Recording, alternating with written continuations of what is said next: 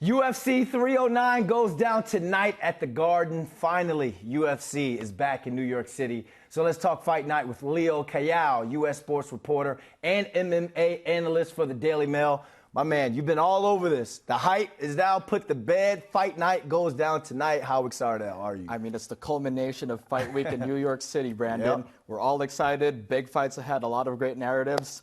Let's do this. Bright lights and knockouts. Yes, bright lights and knockouts at the world's most famous arena, of course. So let's talk about the main card. We'll start with that. Catch weight, middle flyweight, and the women flyweight. As we talked about, it has some pretty respectable fighters that are going to be going head-to-head. So briefly talk to us about these fights. Absolutely. Now, if you're getting into MMA, Brandon, then this is the card for you. Okay. You got the Garden, you got the stars, you got roster depth, and you got a lot of narratives. And a lot of that starts with Mauricio Rufy and James Yontop in the catchweight bout. So Rufy has a lot at stake for him.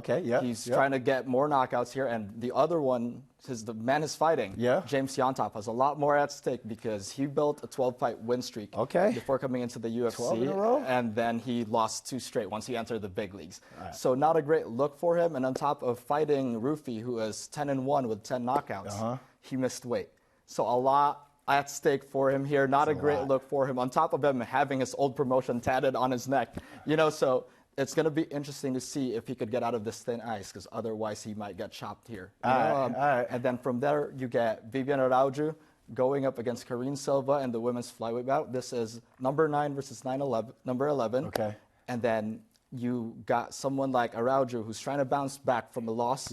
And then you got Silva, who is trying to get her 10th straight win and climb up the ranks. So that's pretty interesting. And other than that, you get Bo Nickel, 6-0. Perfect finishing rate. Going up against Paul Craig, who is a grizzled vet. So it is very interesting to see how Dana White's latest project fills up against this grizzled vet and Paul Craig, his biggest challenge yet, to come up with the 2 big fights. You know what? You got me most excited about the women, because the women were the most exciting fight when it came to the Jake Paul-Mike Tyson event on Netflix fight of the last night, if you ask me. So, you got me excited there. Now, there's another fight that the lightweight fight is also the co-main event.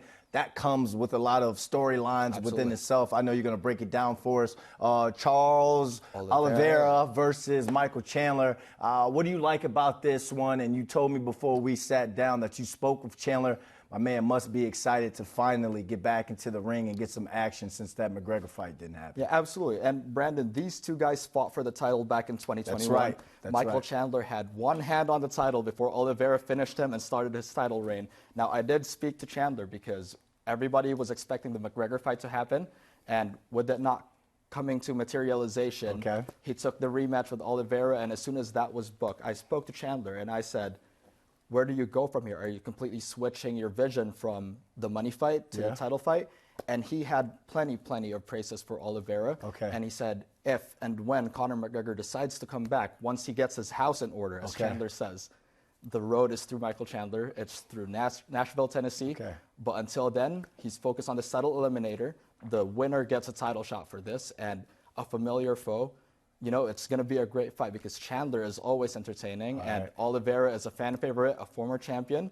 And, this is going to be fireworks just like their first meeting. When it comes to Oliveira's hands, what makes him so deadly? You got to move or something you can show us real quick. I mean, he's really good with a clinch. And, that's a great segue from him to get to the submission positions where he is extremely deadly. I mean, we're talking about the guy with the most finishes and most submissions in the UFC. And even for that, the man still got hands, Brandon. He can knock you out just as much as he can choke you. I'm not talking no mess about him. Don't tell me. I know he can. Yes, sir, absolutely. So it's about to be a great one. It's going to be fireworks. Great way to set the co-main event. Has fight of the night written all over it, Brandon. So don't blink on this one. Somebody's going to get finished. I'm going to be locked in on this one for sure. But obviously now we got to talk about the main event. While we're sitting here now, we got Bones Jones, the greatest of all time, Stipe Miocic.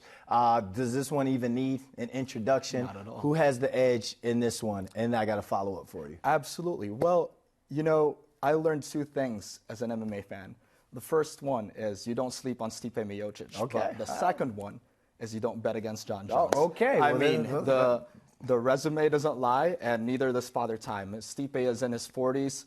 John has been active still in the height of his powers. So I would see John Jones knocking Stipe Miocic out. Unfortunately, I've been around these gentlemen for the last week, and both on top of their game, but this is the GOAT that we're talking about, right? Widely considered the greatest, and I think John Jones has the edge on this, and I would bet my hand that he's going to win by a finish. We're talking about, Jones was talking about how he wants to finish him in the first round. Yes, is that by ground and pound or by submission? Stipe's never been tapped out before. Yes, sir, absolutely. I could see him trying to go for the submission, but realistically, I could see Jones taking him down using that wrestling, and then just pounding over from there. You know, I could see a ground and pound finish probably late into the first.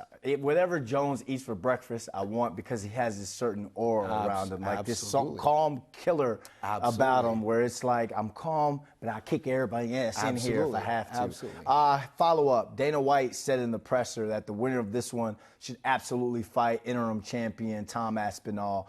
Jones has kind of dismissed that possibility of an Aspinall fight. What am I missing here to all the new MMA or UFC people? This storyline has a lot behind it. Explain it and make it make sense, please. Absolutely. So Stipe and John Jones were meant to fight last year at the Garden. Jones got hurt close to the fight, and they had to call it off. And in exchange for that, they had Tom Aspinall and Sergey Pavlovich fight for the interim title. Aspinall won, so he has the belt. You got to unify it. You got the undisputed, and you got the interim champion. You got to unify it. And White said, winner has to fight him. However, Jones has been completely dismissive. He has swept Aspinall under the rug.